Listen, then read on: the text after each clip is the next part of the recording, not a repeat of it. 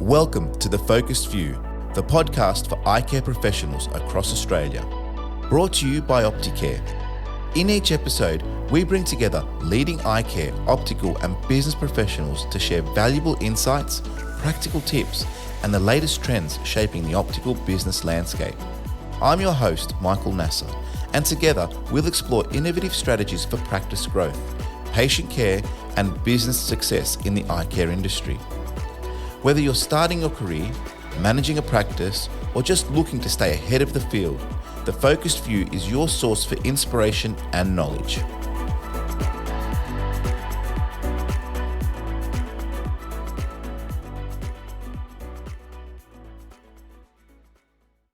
Today we are thrilled to have Emma Gillies join us on the podcast. Originally from Wales, Emma is an optometrist and director and founder of Purple Key Consulting. Her journey has evolved into a career dedicated to teaching and consulting, always with an emphasis on education and empowerment. Emma is a passionate advocate for trust-based selling, a method that enhances how professionals engage with their customers by focusing on building genuine relationships rather than just making sales. In our discussion today, we'll delve into how trust-based selling can transform patient interactions. We'll discuss the shift from feature-based to benefit-based conversations about products and the critical role of mastering both verbal and nonverbal cues in establishing trust. Emma will also share actionable insights on improving these essential skills. We're excited to jump into these topics and learn from Emma's extensive experience. Let's dive in. Welcome to the show today, Emma. Thank you for having me. Absolute pleasure to be involved in this. No, it's wonderful to have you and really excited to talk about today's topic.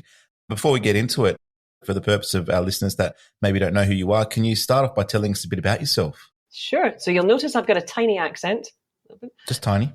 Tiny. So I'm Scottish. I did my optometry degree and PhD in Glasgow in the UK, in Scotland, and then came to Sydney 18 years ago. So all through my career as an optometrist, I've educated. I first worked in Luxottica in the Institute of Learning when I came here. Then I moved to J&J and I was a professional services head for them for 9 years. And then I decided in a moment of genius or madness, I think it's more genius these days, to leave my optometry career behind, kind of, and start my own business, because I realized that it doesn't matter how well you educate people from a stage. If they can't connect with the person that they're interacting with, or if I can't connect with them, it doesn't matter. So I realized that I love contact lenses, I love eyes, but I really love human dynamics. I love the way people interact, communication, the subtle parts of the way we interact that can have a massive impact on conversations, on relationships in general. So I chose to start my business then, and I haven't looked back. Yeah. That business being Purple Key Consulting. Can you tell us a little bit about that and what the purpose is of that and a bit of your vision with that? Yeah, so the initial goal was to help people connect more effectively with each other and in different situations. So I have three real pillars to the business. The first one is the human dynamics, behavioural dynamics. And that's looking at what drives people. What are people's communication preferences? Emotional intelligence. How do we use all of that to become better communicators, salespeople, leaders in businesses? I do sales and communication coaching. I love sales. I never used to love sales. I'm an optometrist. We don't sell stuff, which is wrong because we do sell stuff. We sell ourselves. So I really enjoy the sales aspect of it. And then there's the leadership coaching that I do as well, which is one-on-one stuff, helping people break through barriers that are stopping them. That's the business. Yeah, and it definitely obviously is the reason why we have you on today with regards to a topic that I find is really interesting, and it's probably not one that we first think of in this context, but I think as time is evolving, we're becoming more conscious of this, and that is obviously we're talking about advanced strategies for trust-based selling. You've alluded to the fact that selling is not something that you once liked, but you now do. I mean, can you tell us about your relationship with selling? Oh, sure. And how that's evolved? Yep, I was a healthcare nerdy optom. I don't sell. I look after my patients. Someone else takes care of all of that. And I didn't like being pushed to hit certain targets or all of that stuff. I just found it uncomfortable. And it's as my journey's continued through learning these things and seeing the impact of people missing out because I didn't make recommendations because I felt uncomfortable. And it was like one of my mentors back in the UK who said, if you treat every patient like your mum or your dad, Emma, what would you recommend to them? And that was I'm not suggesting, for instance, a pair of reading glasses for reading in bed, but my mum has that. I'm not suggesting different computer glasses, but my dad has that. Why would I not? And I realized that I was starting to let people down. And that was the point that I think I put the dots together so that I'm not selling if I'm just solving a problem. And that's what optometrists do in the test room, is we find people's problems with their eyes and we solve them. So why do we not do that on the other side of the door? Yeah. When we talk about trust-based selling, can you explain this term and what it means in context of sales? And why is it so effective or crucial in building effective customer relationships? So, I think we all have scam fatigue these days. I don't know about you, but I don't trust any email that comes in. I don't trust any before and after pictures on any social media platform. I'm just a skeptic. So 100%. I'm very aware that I shut down when this starts to happen. So when people feel that something's not authentic, we tend to put barriers up. And it's much harder to, one, identify the problem that someone might have in order to solve it, and two, just make that connection because I don't trust you. So when it comes to selling, and you find that if you ask healthcare professionals typically across the board, what does selling mean to you? They say words like convincing, pushing. They have a sleazy, forgive the stereotypes, secondhand car salesman. I remember Rodney Trotter, if you ever watched UK television. No, I can't say that I did. Okay, you have to. It's very funny. Only Fools and Horses. Brilliant. Okay. But he was that stereotypical, you wouldn't trust him as far as you could throw him. And that's the image that people have, generally, particularly in healthcare, when they think about selling. When we switch it to a trust-based approach, the trust-based approach is, can I understand what that person needs? Am I connecting with what's important to them? Am I adding value with what I offer them? When we can approach our interactions that way, barriers come down. Patients are much more open. And optometrists are very good at doing this in this test room because we have to do that to get a connection, to get a case history out of someone. But then the patient feels that they're going to be sold to and everything shuts down. I'm starting to get like this, So how do we continue that beyond the test room? And that's the essence of trust-based selling. It's adding value and building rapport to allow us to get the patient to open up and then identify where we can help. And we might have touched on this slightly, but I think I want to draw it out as a question. How does trust-based selling differ from traditional sale approaches, and what makes it more effective? Yeah.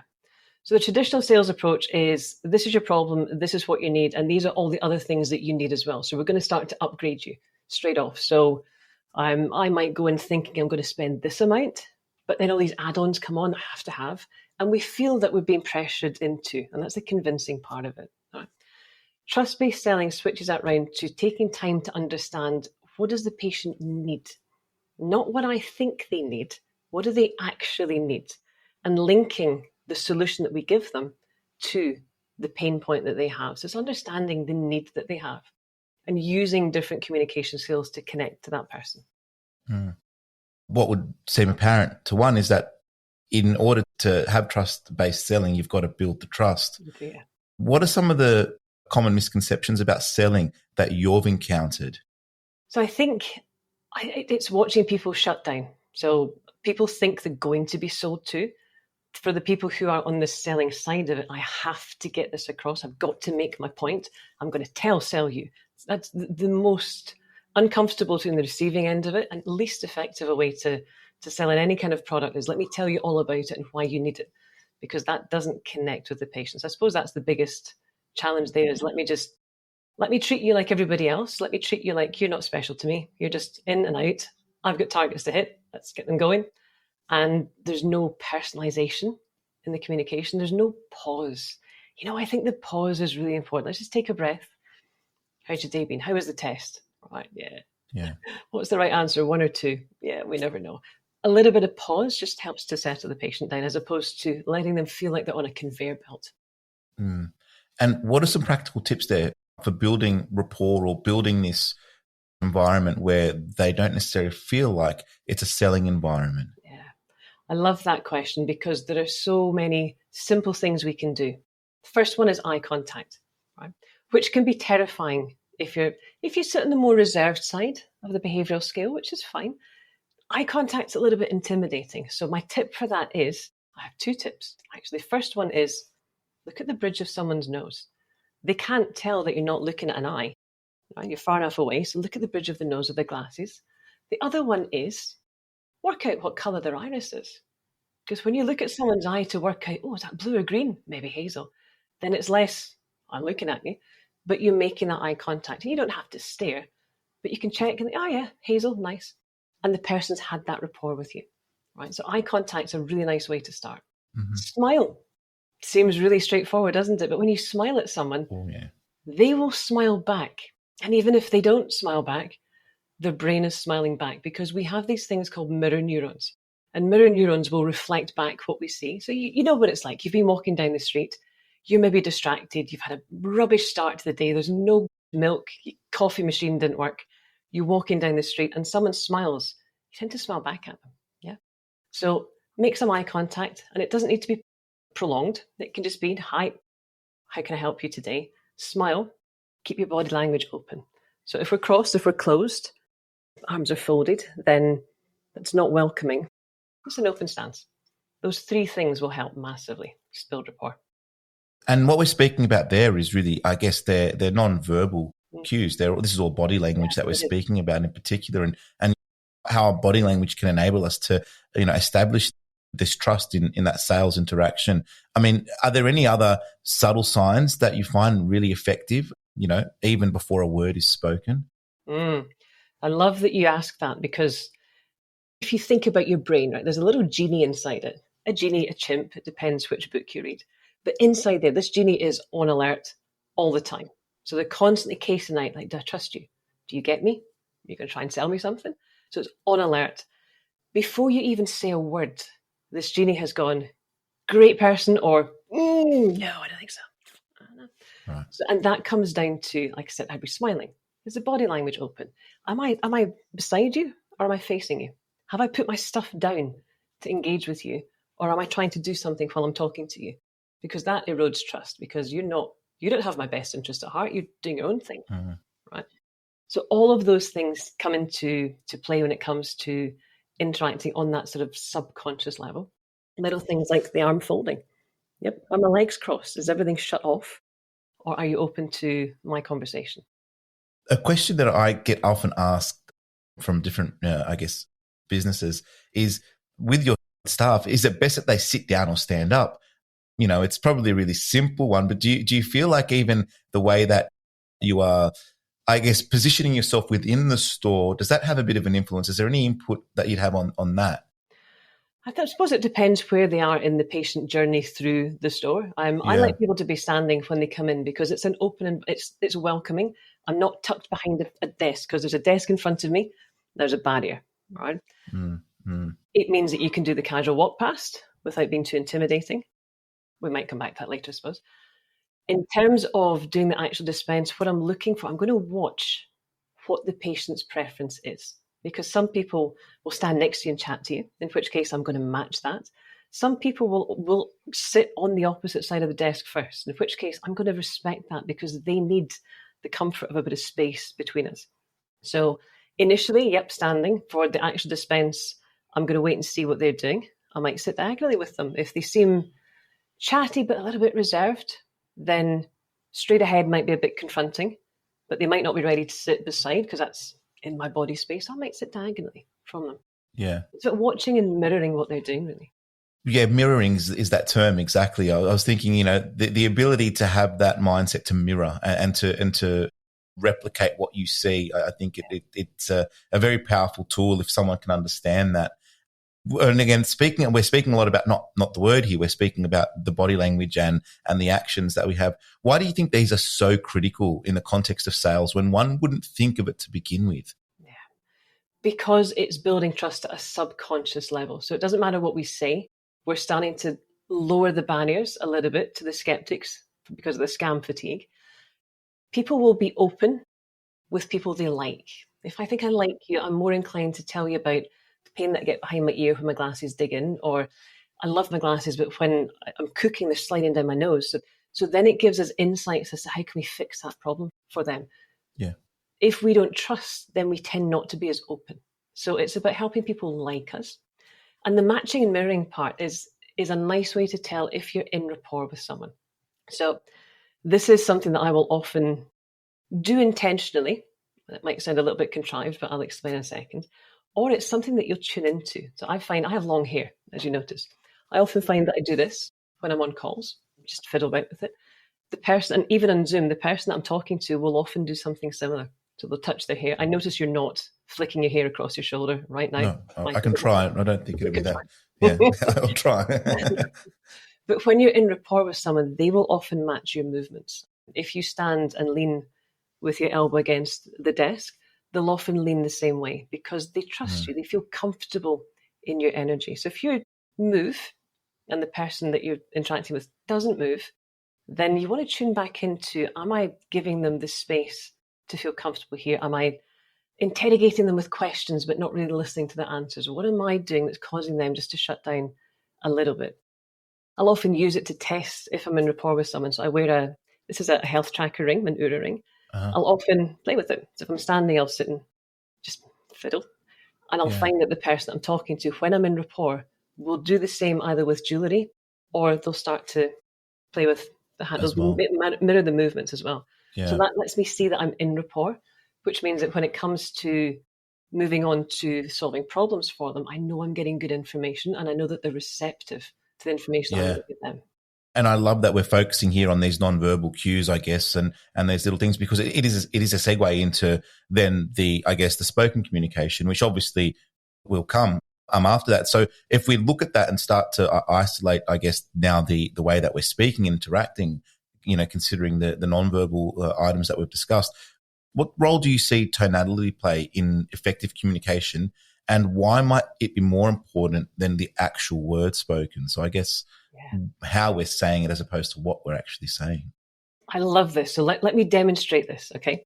So I work for you, and you said to me, Emma, I need you to pick up another shift. I'll give you a day off in lieu. I'm going to say one word. I'm going to say it 3 different ways. So the first answer might be, sure. The second answer might be, sure. The third answer might be, sure. The word was the same, but the tonality that I used made it very, very different, didn't it? Absolutely. It's so important. Have you ever opened a text message and read it and thought, wow, they're either not having a good day or there's something going on here, because we don't hear the intonation of the way that it's said. Yes. Yeah. I have a very good friend who will normally text, but when it's important, I'll get a voice message and she'll say, I want you to hear my voice in this one, because she knows that there's a potential for it to be misinterpreted. So the way that we say things is so, so important. So important. In fact, Professor Albert Mehrabian, so Mehrabian data, talks about body language versus what we're saying. And people are often very familiar with 7% of what we say. So the words contribute to 7% of the communication. Wow. 93% is our body language, 55%, and the tonality of what we're saying. So if someone comes into the practice and says, they're looking for an appointment, you can say, how can I help you? Or, how can I help you? Same sentence, just said slightly differently. Yeah. So it's so, so powerful. And these things are quite, I guess, when you're reviewing them and talking about them, seem so basic in concept, but I guess in practice and in play, it's a lot different, and it's a lot harder to be mindful of it, especially given the circumstances that we might find ourselves in that environment, because we're always in different, I guess, headspaces and contexts, and that good salesperson will be able to recognize these things and say, I'm here in the 4 walls of work, and I've got to be mindful of all these little dynamics, because they do make a difference to everything that one's doing with regards to interacting with patients and the like. So although simple, I think really, really important. So I'm really glad we're touching on these things. If we look a little bit more now as to the words that we're saying as well, not necessarily how we're saying it, how can one effectively shift focus from features to benefits to better engage customers? So this is one of my passions in life, is to help people shift from feature-based conversations to benefit-based solutions for patients. And I'm going to share my story here. So as an optometrist in the UK, it's like a rite of passage. You work as an optical assistant, you learn the ropes the hard way. And I was a very enthusiastic, slightly nerdy student. So I loved understanding why things worked. I had anti-reflection coatings. I understood gradient tints. I understood polarization. I loved it. And when I first started working in the store I was in, I didn't get commission because I was on my probation period. And it wouldn't have made any difference because I never sold anything. Couldn't understand it because I would go in and say anti-reflection coating and tell them all about it, and constructive and interference patterned. Really, it's perhaps not surprising I'd sold nothing. But I was watching one of the other girls whose commission rate was through the roof. It's actually one of the first times I felt uncomfortable was because one of the patients said, "You must be in commission." I said, "I'm not. I've not been here long enough." "Why?" He said, "Because you're selling like you wouldn't believe it." Wow. I said, "Oh my goodness." I think that probably set up my whole dislike as an optom of I must be selling. So I watched this girl. I stood cleaning glasses in the background, as you do. And this chap was told by the optometrist he needed an anti-reflection coating. And I'm listening. And she said, and the optometrist said that you should have this coating. And he said, "What does that do?" And she went, "Makes you look better." And he said, "Oh, great, I'll have one." Are you kidding me? Here's all of my knowledge and enthusiasm. And all I had to say was, "It makes you look better." Because that's the benefit of the anti-reflection coating. You don't sell in features. It doesn't work. No one cares about a feature. You sell in benefits. What does it mean to the patient? So for me, if we can move away from what it does to why it helps them, why it's important, that's where the conversations are. They're not selling, they're just solving problems. That's all. Yeah. And it's just a pivot, basically. I mean, you're speaking to the same topic, but just from a different perspective and with a different mindset, and it can make all the difference, as your story has highlighted. Can you demonstrate how subtle changes in how we approach customers, like phrasing an initial question, can impact the openness to a conversation, or, I guess from a broader context, the way that we question and how it can impact the way that we can receive information and create a better conversation? Yeah. So again, this is another one of my pet faves. And I have a 16-year-old daughter who has the benefit or misfortune of listening to a lot of my stuff because I have a home studio. Right. But she picks up on it at a subliminal level. We went into Mecca yesterday. She wanted to refresh her makeup. And we walked in and the salesperson said, "Can I help you?" And Anna walked past and went, "Closed question, Mum." I'm like, I know. Because the answer to that is no, you can't help me. No. Because we automatically say no. You'll have done this all the time. You walk into a store, someone accosts you. "Can I help you?" "No." "Do you need any help?" That's always going to be the first question one will think about too, right? When you walk into the practice, like, "Can I help you?" It's just, it's sort of ingrained in the mindset. Isn't it? And this is a tough one to get out of, right? But the answer is going to be no. And it's going to be no because we want to stay in control, right? When someone phones you, Michael, and says, "Is this a good time to talk?" What's your first thought? You're like, "Oh." Well, yeah, perhaps not. Yeah. Why? But if I was to phone you and say, "Michael, is this a bad time?" How does that feel? Yeah. No, it's not a bad time. Yeah, because you've got permission to say, "Well, no, it's not a bad time, Emma," or "It is, so let's do it next week." But you're in control of the conversation. Right. So when someone comes in and says, "Can I help you?" I want to stay in control of this, so I'm going to say no. Even if I need help. I'm just going to loiter for long enough till they go away, then I'll ask someone else. But it shuts me down straight off. So when someone's coming in, most people don't window shop in spectacle practices. Most people, some people do, most don't. Most people come in for a purpose. So if you can change, "How can I help you?" to "What brings you in today?" Open question. Yeah. And beginning with a conversation going. And you can do the walk by past, first off, where you walk past and say, "Hey, how are you today?" Right? So I've acknowledged you coming in because people want to be acknowledged, but not accosted. Right? So you want to let them get into the practice. Acknowledge, beautiful day today, isn't it? Walk past, do something, clean a frame, and then come back with, "So what brings you in today? What can I help you find?" Yeah, it just seems natural, even in you describing it just now. It's working to make that person feel comfortable, and just that illustration made me feel comfortable. But yep, I'd open up in that scenario, so that works. Yeah, and I think it's important to highlight that. It's about understanding that kind of question, and it's back to that open and closed style, and understanding the importance of those in that context. If we look at some advanced communication techniques and some, ways that we can evolve the way we're communicating to patients, especially when it comes to applying sales pressure. I mean, how can we be different about that? Because we understand that in the context of our business, it's part of the role. And again, we're talking about sales today in a different way that we can approach sales from the point of view of building trust. But when it comes to that point of, okay, well, now I've got to make a recommendation. The recommendation, generally might be, the more expensive item might be the better item. But how do you work around that to make a recommendation and apply sales pressure, but not actually apply pressure, if that makes sense? Yeah, no, it does. It does. I love this question. So our patients have never been better informed than they are now. We have iPhones, we've got iPads, we have the world at our fingertips. I am not going into a shop without researching something.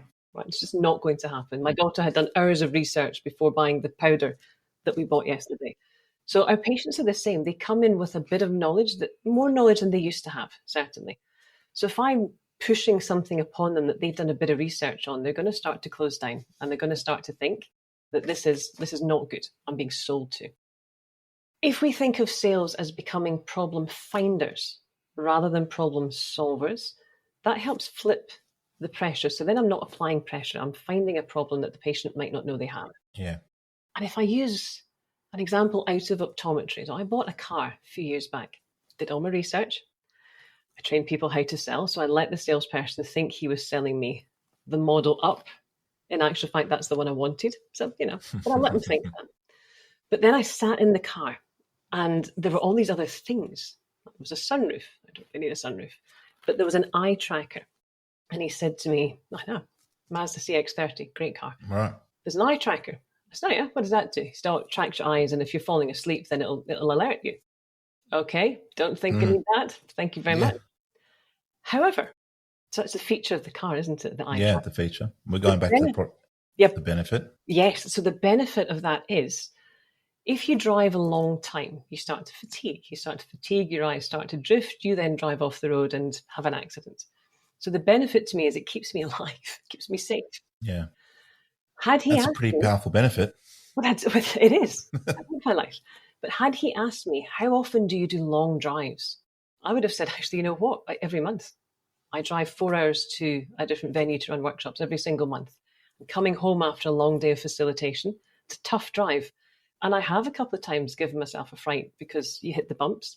Yeah. Now there's a reason for me to want that. But he didn't. And in my research, again, the research was all the features. So I didn't think I needed it.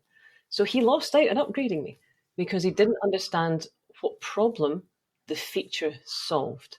And for me, that's how we switch away from pressuring people, is we ask what the problem is.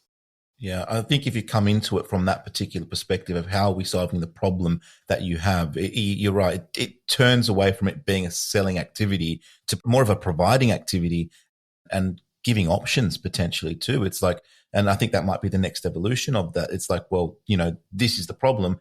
These are the solutions and these are the options of solutions potentially. And, you kind of take the patient on that journey with regards to, I guess, the optometry industry in particular and dispensers, say, or anyone that's out there selling.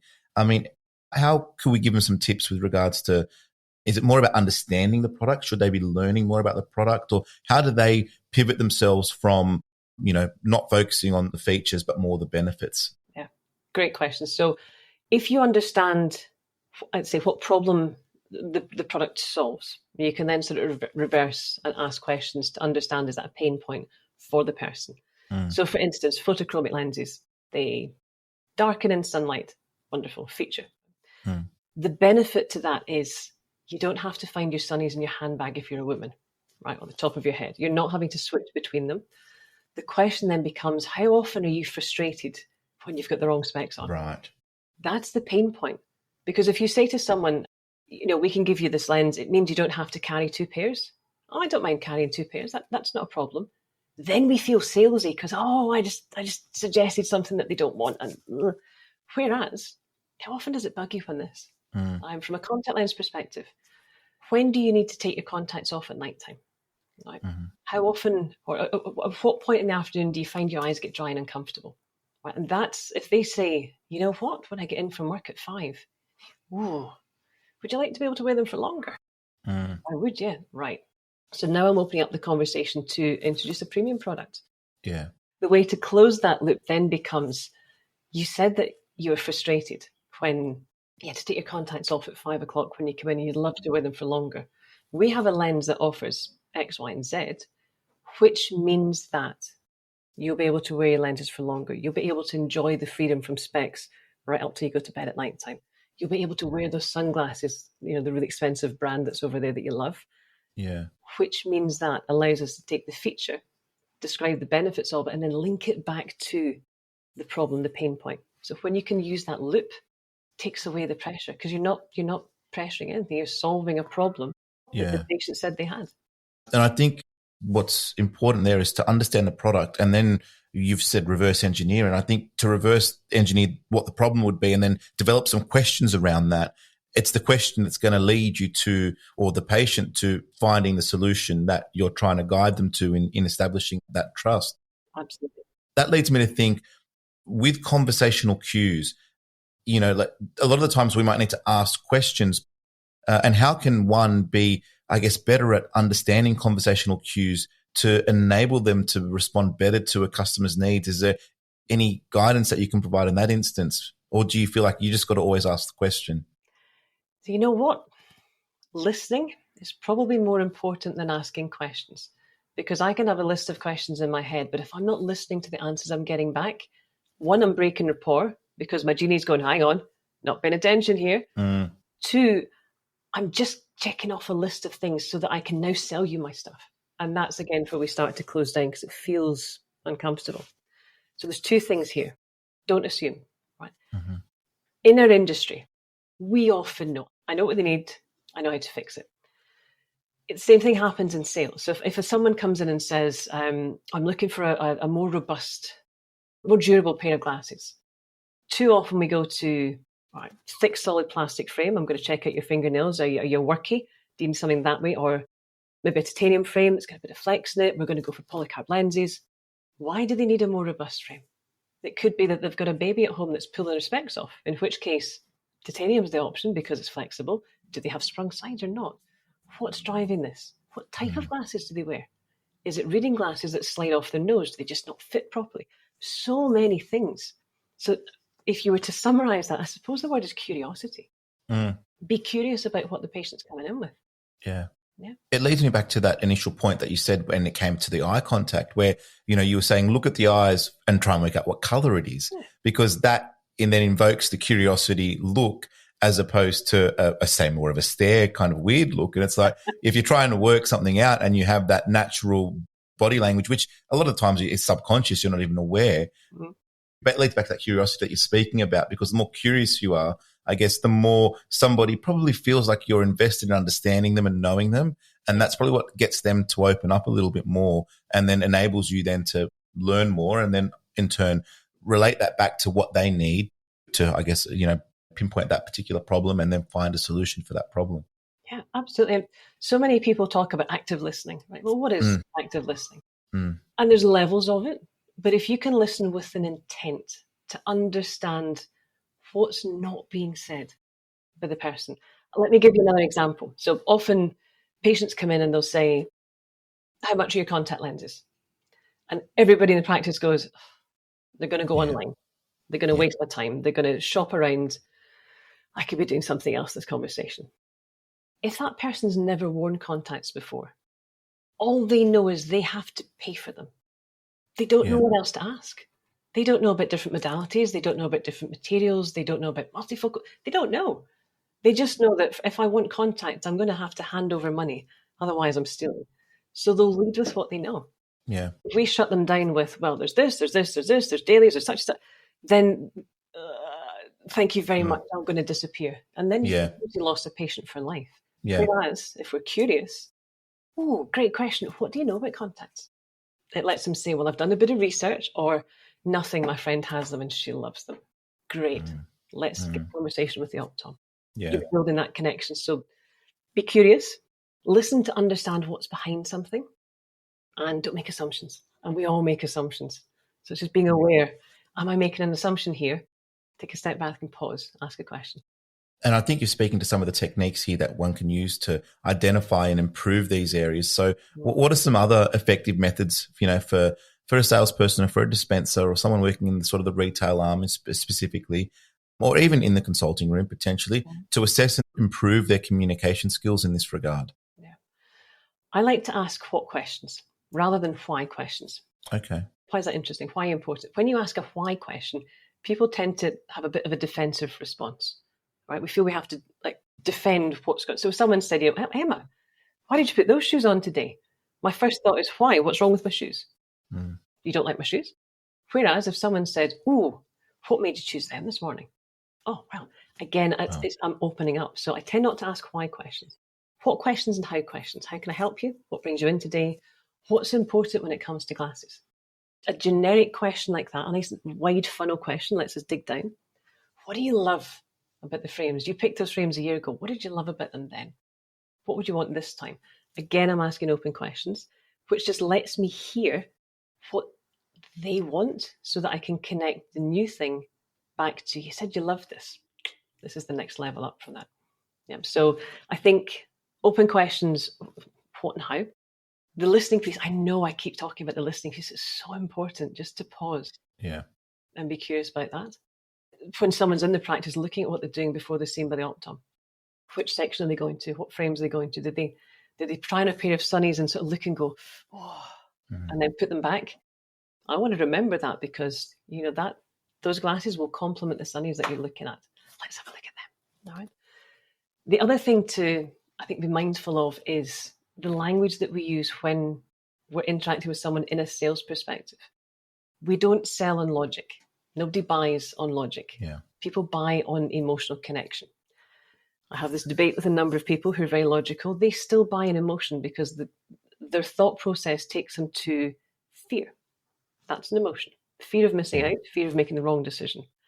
Look at insurance people. The insurance salesmen sell on fear. It's going to happen to your family if you miss out on that. They sell in fear. When we're looking at upgrading people to premium lenses, premium frames or sunglasses, it's the emotional connection to that. So simply switching, what do you think about this frame? To how do you feel about this one? Think to feel. One word difference shifts that subconscious level, that emotional connection to how do I feel when I wear this? I feel fabulous, what you said, as opposed to what do you think? How do you feel? Think that's going to blow my budget from this week. Yeah. Feel. So switching think to feel, I think, is perhaps the best advice I can give there. Yeah. And what would you say, obviously, for an individual, it's pretty hard to pick up on these things, especially if you're not very mindful of it. How would you see, I guess, and assuming that a lot of our listeners are probably part of a team context, they've got, managers or they've got assistant managers, they've got colleagues and the like, the role of feedback and how to get someone to analyze this. I guess there's a context there that the person you're going to get feedback from has an understanding of it to some capacity, but, can you discuss the importance of feedback in this area and getting growth in this area, and how should one seek it and incorporate it? Oh, I love feedback. I never used to love feedback. Mm-hmm. We all have blind spots. We all have things that we just don't know about each other. Johari window. You don't know what you don't know. Right? Buddy up with someone that you trust in the clinic, in the practice, who will give you honest feedback. Right? My first piece of advice for receiving feedback is before you say anything else, say thank you. Because too often we go, oh, defend, dismiss, deny. Oh, thank you. Tell me what you saw. So buddy up with someone. Have them watch your interaction. Have them watch how many times did you fold your arms? Did you seem disconnected? Have them listen to how you describe things. And then get together with, this is what we said, how could we do it differently? So rather than it being a feedback dense, intense situation, so what do we learn from each other? Right, you try this next time so that you're working with someone. So you do need a bit of rapport with that person. Record yourself. Mm-hmm. I had no idea how Scottish I sounded until the first time I recorded myself. And it did take me a while to listen to it. I didn't want to do myself. I know that feeling. Oh, I use the word so very often. I'll often start sentences with so. And I'm mindful not to do it today. But I didn't realize how much I did it until someone said to me, oh, I counted 15 so's. Yeah, wow. What do you mean? And then I listened to it and I was like, oh my goodness, I do. So we all have our quirks. Right, the space fillers, ums, ahs, how can you catch yourself? And we say because we don't know what to say next. So say nothing. Just enjoy the power of the pause. So record yourself. There's an M. Yeah. When I'm delivering presentations or workshops, I still rehearse. Either recording myself on Zoom, that's a new thing I've started doing, or a good old bathroom mirror. And I will present my presentation to myself in the mirror because I can see what I look like. I can hear what I look like. With the recording, close your eyes when you listen to it. Yeah, listen, and then you'll tune into how do I sound. That's a great thing to do if you're on the phone a lot. If you're the person that answers a practice phone, just record. What does it sound like when I answer? Do I sound happy, or do I sound like I have lost the will to live? Because you're the first point of contact. When someone phones, you get, "Hi, this is Emma's optometry practice. How can I help you?" Maybe you can't. Whereas, did the person smile before they picked up the phone? You smile, it lifts your voice, you sound happier. It's an old trick from singing, is you tend not to go flat when you sing when you're smiling. So having someone give you feedback, buddy up, record yourself, listen to what that sounds like, and how would you change it? Critically appraise yourself.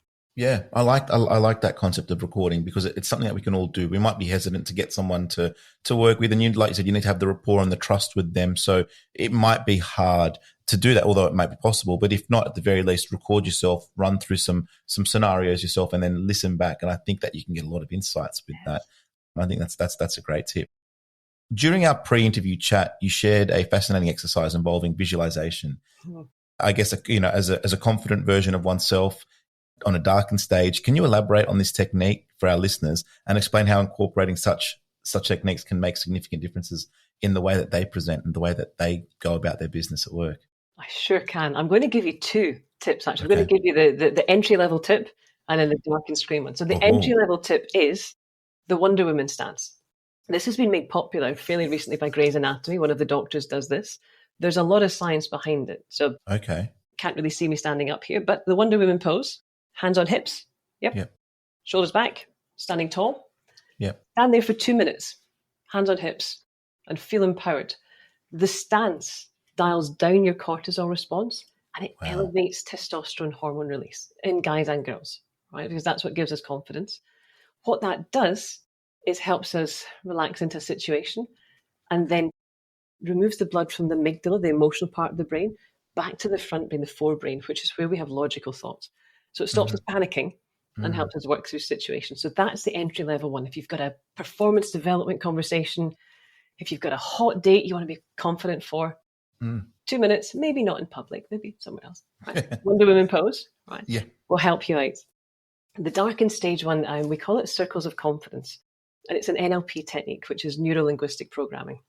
The premise of this is we visualize, athletes visualize for success. If you've watched any tennis player, they will watch the tennis shot in their mind's eye. Golfers will practice shots. Slalom skiers, you'll see them in their mind's eye going down the hill. So visualizing, we know, activates the neural networks in the brain.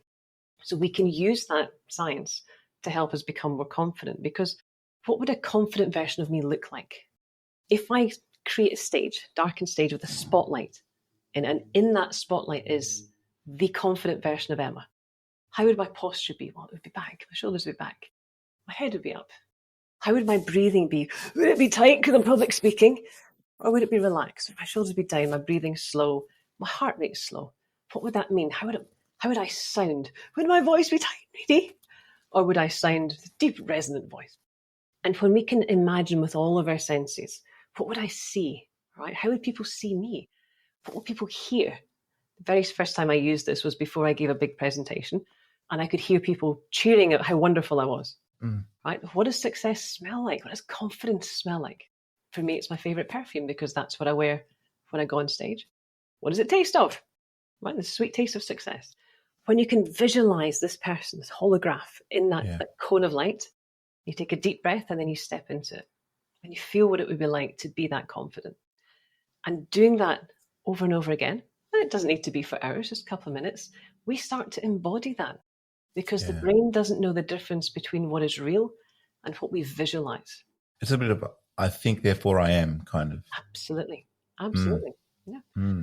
So it's a great technique to use. I've worked with a lot of people who are uncomfortable public speaking or uncomfortable selling themselves. I've worked with a few agencies in recruitment, and they feel uncomfortable giving presentations. Great recruiting. Uncomfortable giving presentations to potential clients. And we did that exercise with one in particular, and she phoned me. She's like, I don't know what this is, but you're awesome. Because she just felt, well, how would a confident version of me do this? And she nailed it. And that's so powerful. I think if you can really encompass that and take hold of that and do that, I think it is very powerful to one. You were leading then into the final question of the episode, and it's been wonderful in our chat today. I think we've touched on so many good things with so many gold nuggets for our listeners with regards to improvements that they can make within the context of work. So it's been super powerful.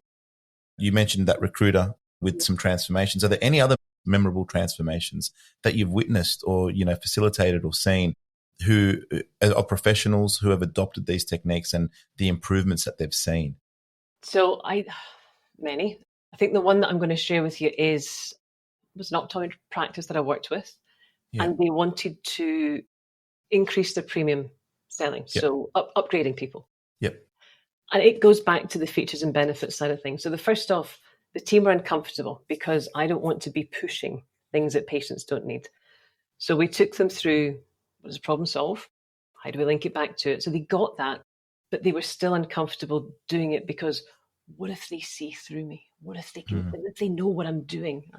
So we did the confidence, we actually did the Wonder Woman exercise. I had them stand in a circle. I'm sure they loved me for that.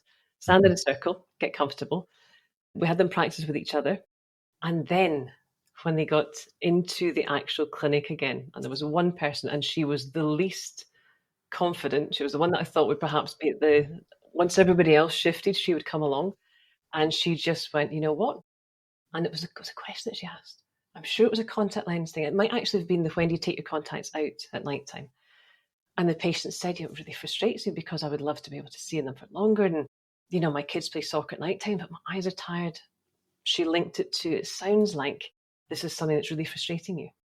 And it feels like if we could give you something that gave you comfort all the way through to end of night, that might be worth exploring. And the patient went, yeah. So what do you think?